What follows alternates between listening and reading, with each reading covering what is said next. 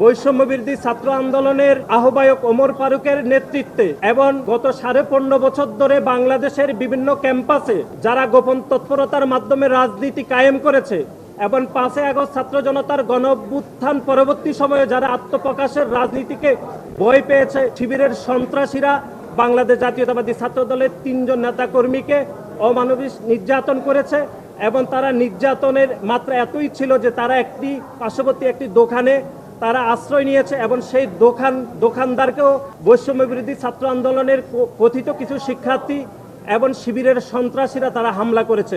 তার পরবর্তী সময় দেখেছেন যে সেখানে গ্রামবাসী সহ এই কথিত শিক্ষার্থীদের সাথে একটি অনাকাঙ্ক্ষিত ঘটনা ঘটেছে। তার পরিপ্রেক্ষিতে বাংলাদেশ জাতীয়তাবাদী ছাত্র দলের নামে এক ধরনের মব তৈরি করা হয়েছে।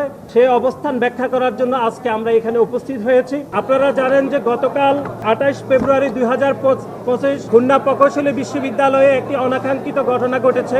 আমরা আপনাদেরকে স্মরণ করে দিতে চাই, তার ঠিক 2 দিন আগে 16 ফেব্রুয়ারি বাংলাদেশ জাতীয়তাবাদী ছাত্রদল কেন্দ্রীয় সংসদের একটি সাংগঠনিক টিম খুলনা প্রকৌশলী বিশ্ববিদ্যালয় 2 কিলোমিটার অদূরে বাংলাদেশ জাতীয়তাবাদী ছাত্রদলের নবীন শিক্ষার্থীদেরকে স্বাগত জানিয়ে সদস্য ফরম বিতরণ করেছে। আমরা বিশ্বাস করি বাংলাদেশের যে গণতান্ত্রিক আন্দোলন, এদেশের মালিকানা এদেশের মানুষের হাতে ফিরে দেওয়ার আন্দোলন এবং একই সাথে বাংলাদেশের সাধারণ শিক্ষার্থীদের অধিকার আদায়ের জন্য বাংলাদেশের সুনামধন্য শিক্ষা প্রতিষ্ঠান খুলনা প্রকৌশলী বিশ্ববিদ্যালয় সাধারণ শিক্ষার্থীদেরকে বাংলাদেশ জাতীয়তাবাদী ছাত্রদলের রাজনীতির অংশীদারিত্বের অংশ হিসাবে আমরা আমাদের সদস্য ফরম বিতরণ করেছি।